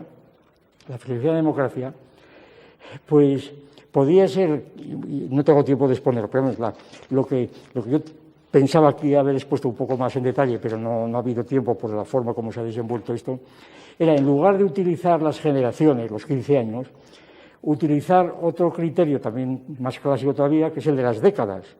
¿Por qué? Porque las décadas son muy objetivas, desubjetivizan enteramente este narcisismo de las generaciones, que si yo nací en tal y tal, son décadas establecidas objetivamente, ¿verdad? Pues, por ejemplo, y además las décadas, concretamente en la historia de España reciente, pues coinciden por junturas naturales, diríamos, ¿verdad? Empieza uno en el 36, año de la Guerra Civil, y acaba en el 45, ¿verdad? Empieza otra en el 46 y acaba en el 55, el año que muere Ortega, y así sucesivamente. Y entonces los 40 años se descomponen en 10 décadas, cada una de las cuales tiene sus características objetivas propias, y luego la democracia pues siguen otras 3 décadas o 4 décadas, ¿verdad? 3 décadas de momento. Y entonces las 3 décadas que contando de la una y la Guerra Civil, pues es la década quinta, que es la década de la transición, la década sexta, 1986-1995, que sea la entrada en Europa y la OTAN, etcétera, del removimiento de la URSS, que tiene unas consecuencias tremendas para la filosofía, ¿verdad? Y la década séptima, de 1996 al 2005, que es la época del atlantismo, decía aquí. Bien. ¿Qué pasa? Pues que entonces la organización, para entender cómo funciona la filosofía del presente, no por generaciones, sino por otros criterios sistemáticos, yo propondría 2 tesis. Primera tesis, que aquí, actualmente en España, en la democracia, pues ha habido una evolución que es enteramente continuación de la anterior, en esto y en todo lo demás, continuación total, ¿verdad? Es decir, los principios del materialismo estaban ya dados antes de la democracia. Lo del neopositivismo, igual, no digamos lo demás, la ética, etcétera, era toda la continuación, como todo lo demás, ¿eh? Y entonces cambian, efectivamente, las circunstancias. Y que ahora las grandes corrientes que hay actualmente en España siguen siendo las mismas prácticamente que las anteriores, con todas las variaciones imaginables que hay que afinar, claro. La ontoteología, pues está representada en la mayor parte de las universidades, pues generalmente, como pasa con la enseñanza media, generalmente por profesores que proceden precisamente del seminario, que han sido clérigos anteriormente, cosa que yo muchas veces he insistido en ello, cosa que se olvida muchas veces, que el estatus que tiene actualmente la filosofía en las leyes de educación, en el Estado español, este estatus, en cierto modo privilegiado, si se compara con otros países, Francia, etcétera, incluso Alemania, esto es una herencia del franquismo, precisamente, una herencia del franquismo, cosa que muchos no quieren reconocer, en donde llegaba a haber en bachillerato 3 años de filosofía a 3 horas diarias de filosofía, ¿verdad? Y entonces, donde se crearon el Instituto de Filosofía, donde se crearon esto. Precisamente, una de las grandes características de la época, de esta década que he dicho antes, de la época de la transición, es que se crean las facultades de filosofía en toda España, no los departamentos. Esto es un hecho de unas consecuencias decisivas, yo creo, para la filosofía en España. ¿Qué quiere decir? Que al crearse las facultades de filosofía, pues empiezan a organizarse con un régimen parecido a las facultades de ciencias. Y empiezan las cátedras, los departamentos, las áreas, etcétera, y las especialidades. Y entonces empieza que área de lógica, y área de ética, y área de ontología, y área de no sé qué, ¿verdad? Y cada uno es especialista. A nosotros que nos tocó esto, la organización de las facultades en aquellos años, les puedo contar simplemente un detalle para que vean la situación, lo ridículo que era. Gran discurso de Oviedo cuando se creó la Facultad de Filosofía, cuando se iba a crear, y la de Pedagogía, donde se ponía Rousseau, que habíamos comprado las horas completas, ¿verdad? Y entonces los pedagogos decían que en el armario de pedagogía, ¿verdad? Porque Rousseau era un pedagogo, y también Platón, esto está escrito luego en enciclopedias, ¿eh? Y por tanto nos los quitaban de los armarios de filosofía, cuando se iban a separar aquellas 3 facultades que había en el bien. Estas discusiones determinaban que el que se dedicaba a ética no podía meterse, porque era un intruso en la biografía y en los artículos del que se dedicaba a filosofía natural, porque era un intruso. Y entonces la filosofía se iba convirtiendo en una serie de especialidades que consistían en saber más bibliografía que otro de su especialidad, pero cuanto más sabían, menos sabían. Claro, era una sabiduría puramente dosográfica, como os pasa, y eso es lo que ha pasado en la universidad. Ha habido la muerte burocrática de la filosofía en las facultades de España, ha sido por esa razón principalmente. Y entonces, porque son especialistas, pues peor para ti, claro. Es que yo soy especialista en ética, dicen, no, pues mucho peor para ti, entonces quiere decir que no sabes nada. No sabes más que lo que ha dicho de la cortina y la otra y más allí, claro, todavía peor. Todavía peor. Por lo menos, si no fueras especialista, mirarías para otro lado, ¿verdad? Bien. Entonces, la idea es la siguiente, que si clasificamos actualmente la situación por la bibliografía, por las publicaciones, las revistas, etcétera, entonces encontramos diferentes escuelas y principalmente voy a hablar, porque tengo la obligación de hablar, principalmente voy a hablar de la escuela del materialismo filosófico. Escuela del materialismo filosófico. Bien. Esta escuela se caracteriza por criterios objetivos, que son los que voy a enunciar rapidísimamente. Criterios objetivos, procurando eliminar todo subjetivismo, a pesar de que pueda parecer muy difícil, pero no lo es muy difícil. La razón es la siguiente, un test que le propongo a cualquiera, y que nosotros hacemos continuamente. Yo les propongo este test, para dejarnos de historias, ¿verdad? De historias de cómo está la filosofía en España hoy. Ustedes pregunten a los diferentes ontoteólogos, humanistas, analíticos, todos los que hay por ahí, pregunten cómo responden a cuestiones como estas. A cuestiones como estas. ¿Qué respuestas les dan a preguntas como estas? Pregúnteles qué es la ciencia. ¿Quién tiene por ciencia? Verán qué respuestas escuchen. Esto lo he hecho yo. Verán qué respuestas. Hombre, yo me he dedicado toda mi vida a la ciencia. Hombre, la ciencia no solamente es el componente empírico, sino también el racional, el método. Bien. O serán popperianos, o serán filosofía importada. Pregunten esta pregunta. Pregunten en qué diferencian la ciencia y la filosofía. Pues uno es la síntesis y otro no sé qué y tal. Pregunten. Pregunten qué es la religión. ¿Verdad? Pregunten qué es la religión. Este libro está dedicado a la religión en España. Ahí tienen ustedes un test impresionante, ¿verdad? ¿Qué es la religión? Pregunten a la gente lo que es la religión, ¿verdad? Entonces recibirán respuestas, los más avanzados repetirán a Durkheim, ¿verdad? O a Taylor, lo que fuera. Pregunten. Pregunten, pues qué sé yo, ¿qué es la televisión? Pregunten qué es la televisión a cualquiera de estas escuelas. A ver qué tiene que decir una escuela de estas sobre la televisión.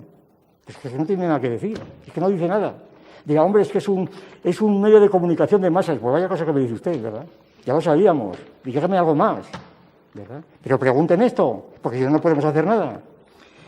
Pregunten qué diferencia hay entre el Estado y la nación. Pregunten qué es la nación a estos politólogos. Pregúntenlo, a ver qué dicen. Pregunten qué es la arquitectura. ¿Qué es la arquitectura? Pregúntenlo. A ver qué responden estos. ¿Qué es la arquitectura? Pregúntenlo, a ver lo que les responden. A ver qué es lo que les pueden responder. Pregunten qué es la ciencia geológica. ¿Qué es la geología? ¿Qué es la geología? Pregunten qué es la geología. A ver qué pueden decir cualquiera de estas teorías de la ciencia. ¿Qué es la geología? ¿Qué pueden decir? Pregúntenlo. Pregunten qué es la Eucaristía. ¿Verdad? ¿Y qué significa la Eucaristía en el siglo XVIII en España? Pregúntenlo a ver qué le dicen, a ver qué cantidad de vulgaridades le reproducen, ¿verdad? Pregúntenlo, ¿verdad? Claro, y si no preguntan no se puede hacer nada, claro. Y así sucesivamente, ¿verdad?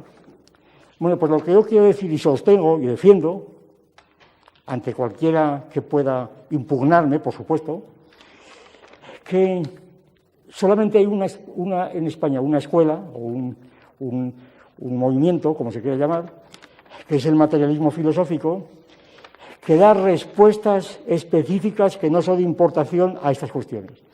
Fíjense que yo estoy en un método histórico, no estoy defendiéndola, no digo que lo que dice sea la última palabra. Estoy diciendo, en plan puramente histórico, sociológico, que la única escuela que da respuestas específicas a estas cuestiones es el matrimonio filosófico. Otra cosa es que se acepte o no, pero que tiene respuestas específicas. Yo no sé si me explico lo que quiero decir, ¿verdad? Si me explico lo que quiero decir. Y entonces, como quiera que esto no es por estas cuestiones, sino por muchas más, resulta que se puede hablar de un sistema que naturalmente está totalmente abierto. Y este sistema, además, tiene la característica siguiente, de que este sistema se ha ido desarrollando no por generaciones,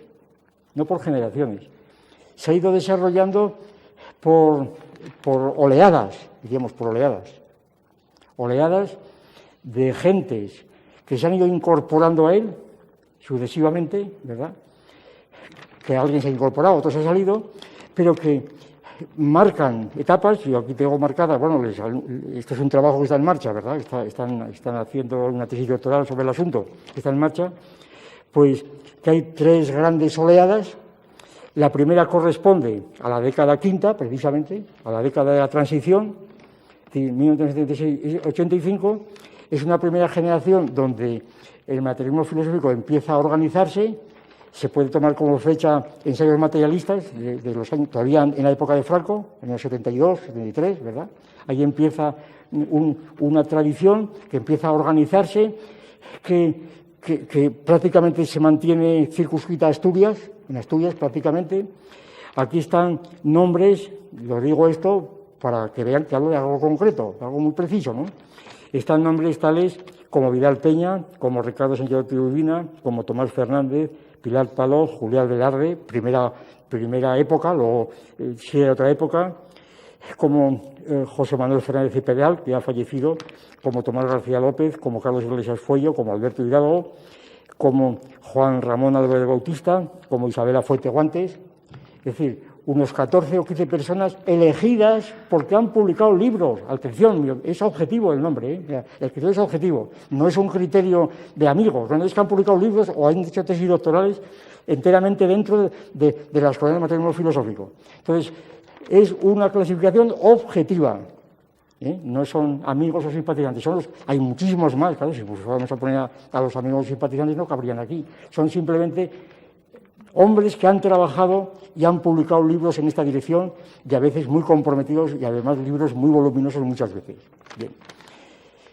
Vi una segunda oleada, que no significa que la primera haya desaparecido. Vi una segunda oleada con otras referencias. Valga el caso de Constantino, que he puesto antes. Constantino ha desaparecido, ¿verdad? Entonces, o está a punto de desaparecer. Era la década 6, 1986-1995. España entra en Europa. Pues aquí hay una serie de hechos objetivos, como son, por ejemplo,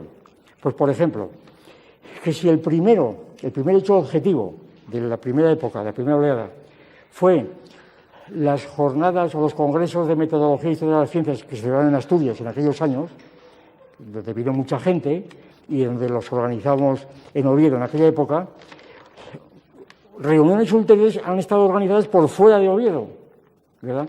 Aquí recordábamos pues un congreso que organizó la Facultad de Madrid, precisamente en aquella época, la revista Meta, me parece que se llamaba, ¿no? Y luego el propio Colegio de Doctores y Licenciados, aquí hace también 5 o 6 años, ¿verdad? 5 o 6 años. Es decir, que entonces ya empieza a funcionar como referencia fuera de nosotros y organizados al margen de nosotros enteramente, ¿verdad? Entonces, aquí pues hay una nómina muy abundante. Voy a decir algunos nombres para que todo el mundo les suene, que vienen a ser más jóvenes, pero no necesariamente, es decir, no es generación, no necesariamente. Hay una gran probabilidad de que han sido discípulos de nosotros, pero no necesariamente. Pues aquí están Gustavo Bueno Sánchez, David Zabal González, Elena Ronzón, Fernando Pérez Serrán, Felipe Jiménez, Felicísimo Balbuena, Juan Bautista Fuente, primera época, Alfonso Tresguerres, Evaristo Álvarez, Manuel Fernández Lorenzo, primera época, Pedro Santana, etcétera, ¿no? Y luego viene una tercera época, una tercera oleada, ¿verdad?, que es mucho más abundante que la otra, en donde se incorporan muchísima gente nueva que está publicando, y que es una generación, pero no es generación, es toda oleada. ¿Por qué? Porque efectivamente aporta cosas nuevas. Un ejemplo también para dar idea de lo que quiero decir. La etología es una disciplina que juega un papel decisivo en el materialismo filosófico como en la teoría de la religión y demás. Cuando empezamos con la etología, fue cuando la etología se hizo casi oficial, cuando dieron el premio Nobel a Tinbergen y a Lorenz y demás, el año 74 me parece que fue. Yo recuerdo que el animal divino yo no me atreví a publicarlo hasta entonces, hasta el premio Nobel. ¿Por qué? Porque era imposible publicar el animal divino antes que los etólogos habían dicho que los animales hablaban. Era imposible publicar aquello, porque se hubieran reído de uno, totalmente reído. Y yo lo explicaba en clase, pero cuando dieron el premio Nobel esto fue pues como la carta blanca para poder publicar esto. Y si fuera muy criticado, peor para el que lo criticaba por estas razones, ¿verdad? Que demostraba que desconocía esto. Entonces, la reivindicación de la etología, todavía en Cuba, me tocó hacerla, tenía que ir siempre a la contra, era una reivindicación constante. La gente decía, bueno, lo tomaba a broma, pero no ve usted de los animales así, hombre, por Dios, si son máquinas, y el cartesianismo, ¿no? Entonces, esto ha ido cambiando y hoy día, pues, hay gente joven que no necesita ciertas reivindicaciones. El caso de Íñigo Gongay, que está muy metido en la etología, que está dentro de esta tradición y que no necesita hacer reivindicaciones porque ya lo da por supuesto, cosa que nosotros no podíamos hacer en nuestra época. Entonces, hay diferencias notabilísimas debidas a circunstancias objetivas, en este punto y en otros muchos. Pues en esta tercera oleada, ¿verdad?, pues aquí hay muchísimos, que claro, casi no voy a leerlos porque están aquí todos presentes, o muchos de ellos, por lo menos, ¿verdad?, que también es una prueba más, una prueba efectiva, ¿verdad?, una prueba efectiva. La presento ante ustedes. Yo lo que pregunto, ¿qué otro tipo de escuela filosófica en España puede tener una situación semejante? Respóndanme. ¿Se dan cuenta de lo que digo? Estoy hablando como historiador, como sociólogo. No estoy defendiendo las tesis. Estoy hablando de hechos objetivos. Pablo Huelga Melcón, Jesús Vega, que han hecho estudios importantísimos, pues, por ejemplo, Jesús Vega sobre filosofía del derecho, toda la teoría del derecho fundada en la teoría del cierre, ¿verdad? Lo mismo Pablo Huelga, Pelayo García, el autor del diccionario, pues José Manuel Rodríguez Pardo, Pedro Insúa, Tirana Guerrero, Antonio Muñoz Ballesta, Joaquín Robles, Íñigo Gongay, Eliseo Rabadán, Sharon Calderón, José Antonio Evia, Óscar Clemote, un paraguayo que ha hecho una tesis doctoral interesantísima confrontando Zubí y el materialismo filosófico, etcétera. Pues Raúl Angulo, pues Nicole Holzenthal, que tradujo el mito de la cultura alemana hace el año pasado, Silverio Sánchez Corredeira, que ha hecho una tesis sobre jovellanos extraordinaria, Mercedes Suárez Ardura, Rufino Salguero, etcétera. Y los presentes aquí, ¿verdad? Javier Limonse, es decir, que también está en el internacionalista. Es decir, hay un número de gente importantísima, jóvenes, que algunos no tienen discipulado directo con los viejos, ni mucho menos. Lo cual demuestra que el sistema tiene una textura que permite derivaciones por un lado y por otro, ampliaciones, y que necesita ser construido. Entonces, esto es lo que yo quería aquí dejar bien claro y dejando de lado toda falsa modestia y dejarme de retóricas y de historias, ¿verdad? Yo lo que digo, que la filosofía en España del presente tiene las mismas escuelas que tenía en la época de los 40 años, ¿verdad? Las mismas escuelas. Hay una antropología, hay una filosofía moral, hay un humanismo, etcétera, hay un monismo, hay un cientificismo, un mecanicismo y hay un materialismo filosófico. Y yo lo que digo es que al margen del valor de verdad que tengan esas escuelas y cada uno puede dársela según sus principios, desde el punto de vista histórico-sociológico en el que estoy moviéndome, porque eso es lo que me ha pedido, esta escuela, primero, responde de un modo característico a un test como el que les he citado.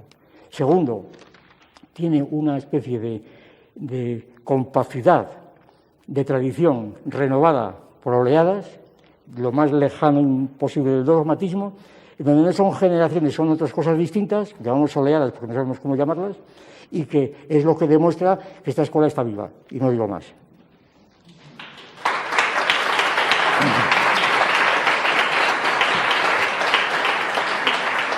Muy bien. Bueno, tenemos muy poquito tiempo para que haya alguna intervención o alguien,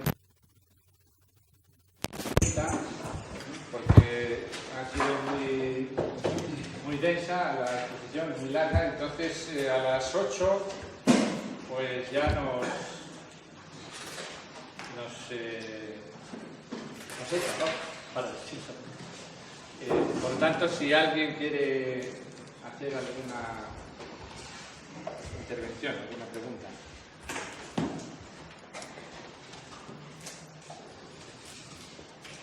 Hemos tenido antes la charla anterior, pues bueno, le he preguntado al profesor sobre un tema.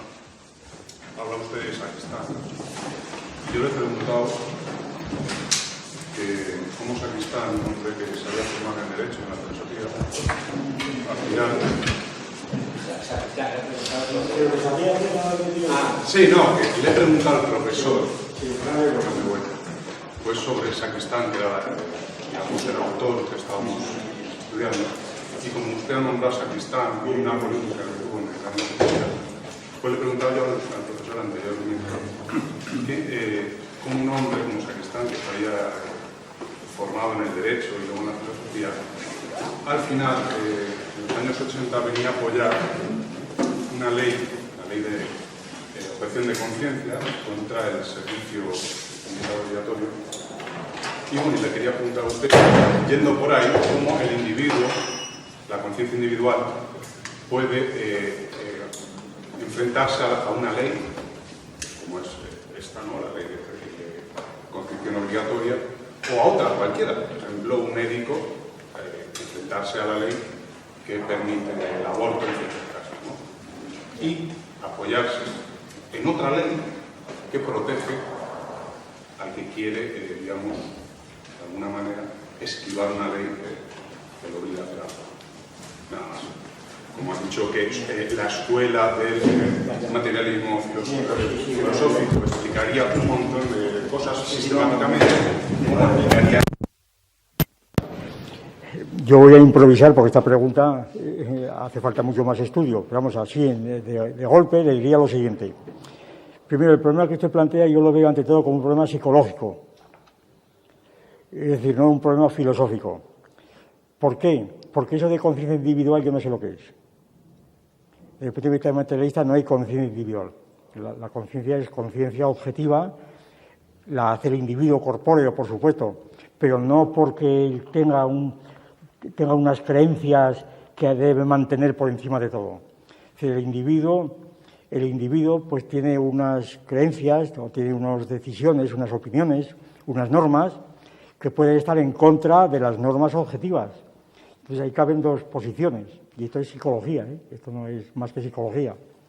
Caben dos posiciones, o bien las torea, se adapta a ellas, ¿verdad? Se adapta a ellas, pues un poco como hacían los marranos en España, los judíos marranos, ¿verdad? Que se adaptaban a las normas, pues porque su conciencia les permitía hacer eso.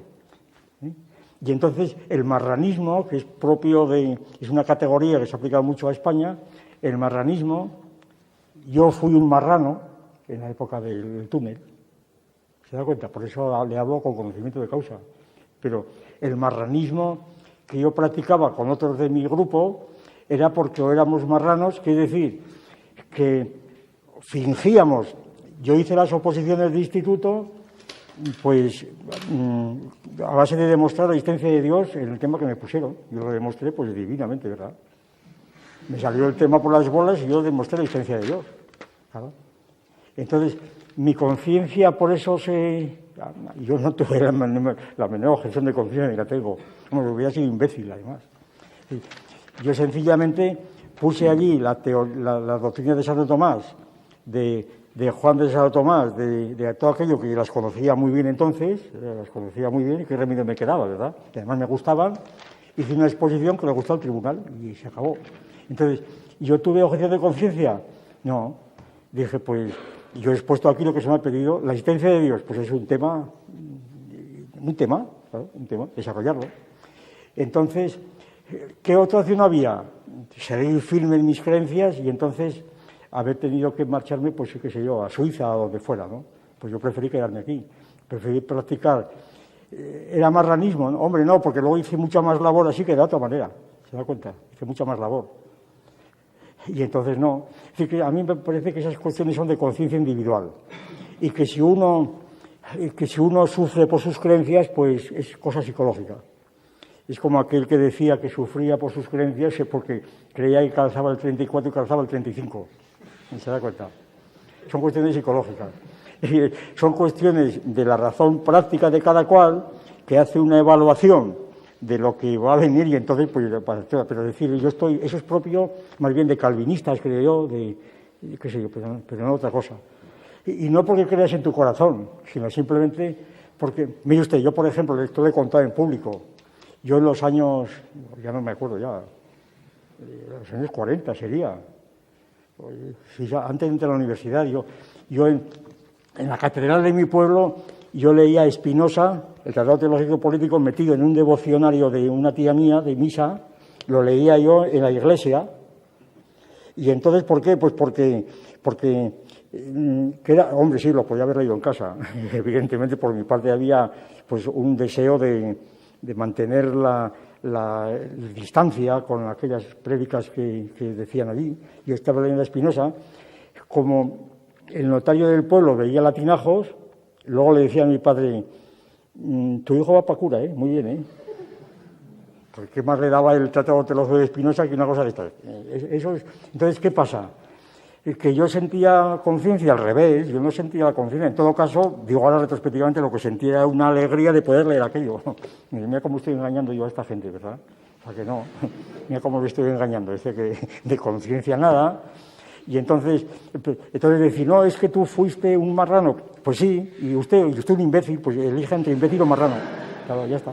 Y eso es. Que decir que no tengo nada más que decir, es decir, que no veo como problema filosófico eso, porque no creo en la conciencia individual como si estuviese ligada realmente la conducta a unas normas o dictámenes que te da tu conciencia, ¿verdad?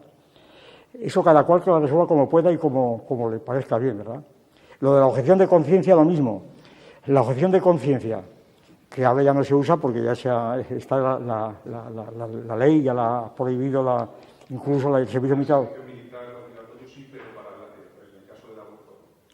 Bueno, el caso del aborto, sí. Bueno, el servicio militar obligatorio fue donde se trató esto de la objeción de conciencia y donde se volvió otra vez, aparte de que era una ficción, porque el 90% de los que hacían objeción de conciencia era simplemente por venir a la mili, no tenían ni conciencia ni nada, era una ficción que todo el mundo lo sabía.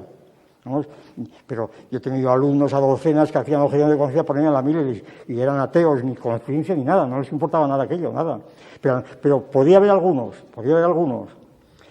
Yo les puedo contar también una anécdota, Avilés, años, no sé, hace 15 años, una concentración de objetores de conciencia de España entera, unos 200 chicos que estaban allí que no querían ir a la mili, en nombre de su conciencia.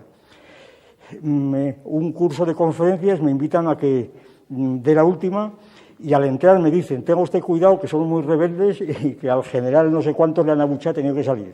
Yo entro en aquel aula, me encuentro 200 individuos realmente como una jaula de leones, ¿verdad?, con objeción de conciencia, y entonces yo durante 2 horas y media les voy desmontando todo aquello. Al final, les hago una defensa total del servicio militar, ¿verdad? Al final les digo objeciones, todo el mundo callado, así todo el mundo callado, y uno dice cualquiera, ¿no? Entonces, ¿qué pasa? A ver, ¿qué conciencia tiene aquella gente? Todavía más, a los 8 días me llaman de Canarias y me dice, yo estuve en Avilés y quiero que venga usted a Canarias a repetirme lo mismo. Tuvo que ir a Canarias y se repite la historia. Entonces, son cuestiones psicológicas, puramente psicológicas. Yo allí estaba actuando pues como una especie de psiquiatra, ¿verdad? Eso no es filosofía ni nada, es psicología y sencillamente oportunismo de la gente, que se apuntaba a aquello pues para otros fines. Y entonces, tratar en serio aquellas cosas de objeción de conciencia cuando los argumentos objetivos, a mi juicio, eran totalmente débiles, totalmente ridículos, porque los argumentos que se daban eran ridículos, a mi juicio. La prueba, por lo menos aquellos, tuvieron que callarse enteros. Lo del aborto, lo mismo. El aborto, ¿qué criterios utilizar para el aborto? Yo los he expuesto en la bioética. El aborto, primero, lo que yo tendría que decir es, primero, que el aborto debía estar en principio penado, totalmente penado. El aborto castigado por una multa fuertísima. ¿Por qué? Porque es un despilfarro. El aborto es el último recurso de una situación de emergencia, es una cuestión transitoria. Decir, el hijo no deseado, pero a mí qué me importa que esté deseado o no deseado, qué le importa al embrión que está allí que sea deseado. Subjetivismo más grande no cabe. El hijo deseado, es que yo no lo deseé, pero a mí qué me importa que usted lo desee o no, eso es puro subjetivismo. Entonces, si una mujer, pues, no quiere tener un hijo, que no lo tenga, y si lo tiene, no deseado, pues peor para ella, ¿verdad? Que hubiera tenido el conocimiento suficiente técnico para saber lo que hacía. Y si no lo hace, es responsable. Por tanto, nada de decir el aborto. El aborto es una cuestión menor, que se supone que nadie, es una cuestión menor desde el punto de vista moral, a mi juicio, o ético. Se supone que nadie quiere abortar porque es un despilfarro de sangre, es un despilfarro de quirófano, es un peligro, es decir, es una situación completamente que no se debe producir. Entonces, es una situación extrema y transitoria, ya digo, no es una situación general y universal. El aborto es en situaciones muy extremas. Ahora, ¿por qué el aborto se prohíbe el aborto? Naturalmente, hay que ver en qué mes empieza a ser aborto o no es aborto, claro, si empieza en el primer mes, el tercero, el cuarto, eso ya empieza a ir la discusión entera, en qué caso se aborta, si hay peligro para la madre, si es violación, en fin, hay una casuística enorme, pero en todo caso esta casuística se trata por razones, yo creo, completamente objetivas, yo las tengo tratadas ahí en bioética y eso. Entonces, es un problema que yo no le veo problemas. Hay problemas de discusión de las pretensiones espiritualistas de claro, como el embrión tiene el alma espiritual, pues entonces, pero es pura metafísica, y a mí qué me importa que digan eso no tiene consistencia ninguna. Como cuando escribían aquí en la ley del aborto, aquella campaña que hubo en la prensa, que escribían cartas desde el cielo, que decía, yo soy fulano de tal, que mi madre me ha abortado y no he podido ser. Claro. Hombre, claro, eso ¿cómo vas a refutar semejante cosa? Y tomar eso en serio. Si no lo tomas en serio, tampoco haces cuestión del asunto. Es que tiene un alma espiritual, bueno, eso lo dirá usted, pero como no la tiene, entonces la cuestión no se plantea así. Entonces no se puede plantear así. Es que hay que respetar la opinión del otro. Pues yo no la respeto, lo siento mucho, pero yo no la respeto. El que me dice que su hijo está en el cielo escribiendo carta, pues que crea, pues yo no respeto esa opinión. Yo intentaré decir, esa opinión es puramente mitológica, intentaré desmontársela y si no puedo, pues me rindo. Pero no porque respete a la señora, al revés, diré, esta señora está completamente delirando y nada más, ¿verdad? Es decir, todas estas cuestiones, a mi juicio, que han afectado tanto a las corrientes, incluso llamadas marxistas, ¿verdad?, de la conciencia y demás, yo creo que son herencia, pues eso, de aquel diálogo marxistas cristianos y del hecho de que en la época de la transición, voy a exagerar un poco, pero vamos, el clero en masa postconciliar tomó el carnet del Partido Comunista, y eso lo he visto con los ojos, ¿verdad? Y entonces, claro, entró en el PC, pues prácticamente todo el clero, todo el clero ayornato, y claro, esto se nota ahora. Y ahora están con estas historias que de vez en cuando lo vemos por boca de Llamazares y de todos estos, vamos, y los conozco a todos desde niños, porque soy ya muy viejo, ¿no? Y entonces, todo esto, pues, son estas ideas que proceden de unas fuentes de inspiración que son totalmente exógenas al materialismo. Y el materialismo es mucho más difícil de mantener en su pureza de lo que parece. O sea que hay respuestas muy precisas. Yo le invito a que lea el libro de la bioética. Hermanos siameses, en fin, hay una casuística inmensa. Por ejemplo, otro problema que se debatió públicamente, intensísimamente, en los años, no me acuerdo, 70 podría ser, no, más tarde, 74, hubo una polémica nacional en el mundo, me parece, en el mundo, sobre aquellos del Grapo que querían suicidarse, una huelga de hambre, y entonces la polémica, que intervino ahí todo el mundo, ¿verdad? No digamos los marxistas y los filósofos, todo el mundo. Eran dos miembros, si no recuerdo mal, del Grapo, que empezaron una huelga de hambre, me parece que fue en Zaragoza, huelga de hambre a muerte hasta que no soltasen a otros presos que había allí. Entonces, la polémica es si había que alimentarles para evitar que murieran o si había que dejarles su derecho a morir de hambre. En nombre de la conciencia, bueno, hubo una polémica intensísima. A mí me pidieron opinión, yo les di una opinión un poco extensa que tuve que, les dije que si no la publicaba no quería interfiar, ¿verdad? Dijeron que esto es muy extenso, pues lo siento mucho, y la publicaron entera en El Mundo. Yo más o menos la argumentación se llevaba en nombre de la conciencia, que un individuo por su conciencia podía suicidarse, en virtud de su conciencia. Es el cogito, es el cartesianismo, el cogito. Mi tesis era la siguiente, y la sigue siendo. Primero, hay que determinar qué tipo de consistencia tiene esa conciencia, en qué se funda esa conciencia. Ponía un ejemplo, supongamos, que en aquella época estaba eso muy en los papeles, supongamos que estos individuos del Grapo dicen que han recibido un mensaje de los habitantes de Humo, los humitas, eran unos extraterrestres que aparecían en Canarias y por ahí mucho, ¿no? Y supongamos que los del Grapo dicen que han recibido unos mensajes de Humo que les dicen que si mueren de hambre va a estallar aquí la revolución. Claro, ante semejante esto, la conciencia de estos señores no se puede respetar en este supuesto, no se puede respetar porque hay que mandarles al psiquiatra, ¿verdad? Porque no hay planetas en humo, etcétera. Entonces esa conciencia fuera, no hay conciencia. Supongamos que no desea esto, que sea simplemente que quieren llamar la atención, bien, entonces ya hay otro tratamiento. Ahora bien, supongamos que estos individuos llevan 15 días de hambre, han entrado ya en una época de eclipse, de crisis, y ya no piensan, no pueden pensar. Entonces han perdido la conciencia. Entonces, ¿por qué se les va a mantener la conciencia anterior cuando la conciencia la podrían ellos cambiar? Hay que alimentarles para volverles a la lucidez y que vuelvan a querer suicidarse, ¿verdad? ¿Verdad? Y entonces así tienen que repetirse hasta el infinito, hasta que se mueran.